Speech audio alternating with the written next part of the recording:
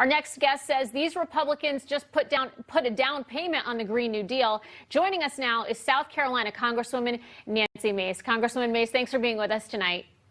And thank you, as always, for having me back on.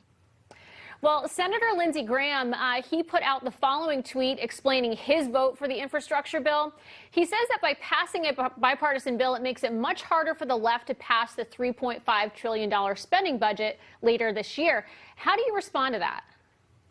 Well, I can tell you that Nancy Pelosi, the Speaker of the U.S. House of Representatives, has stated, in fact, in the last couple of days, that she will not bring up the $1.2 trillion massive infrastructure spending bill until the $3.5 trillion in additional Green New Deal spending has been reconciled in the Senate. Now, this budget, mind you, is written by socialist Bernie Sanders, who does not have America's interests at heart. Yeah, so why are these 19 Republicans, a lot of them being rhinos as we call them, caving to the Green New Deal, caving to mass amnesty? What's going on?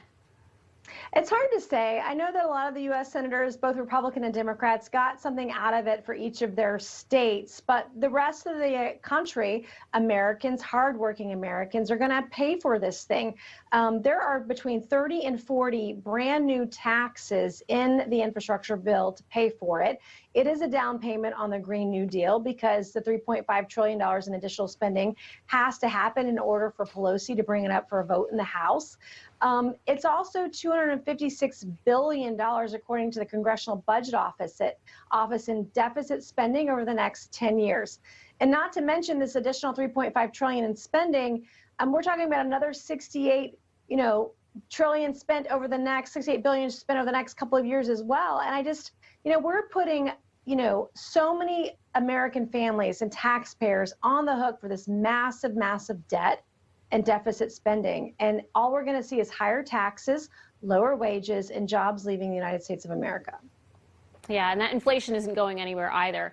I want to break down some of what is in Biden's budget. So a couple of the items here, we're talking about universal pre-K, extending the child tax credit, free community college, amnesty during the border crisis, new welfare without work requirements, and a tax cut that benefit the elite liberal donors in blue states. What do you make of these items? And these packages also benefit, people like Elon Musk, or the electric vehicle chargers that the government's now going to subsidize as well. But the problem is all of this sounds good. People want free pre-K, 4-year-old pre-K. They want free college.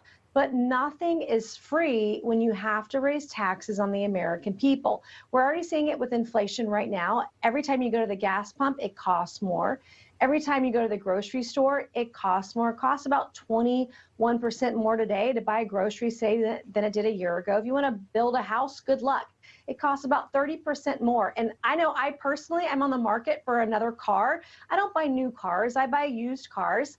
And it's exorbitantly more expensive. It's at least 50 to 60 or 70% more for me to personally buy a used car, just like every other American right now. Everything costs more because Democrats are tacking on all of this spending. Yeah, they sure are. Americans can't afford it. Congresswoman Nancy Mace of the wonderful state of South Carolina, thank you so much for joining us this evening. Thank you, as always.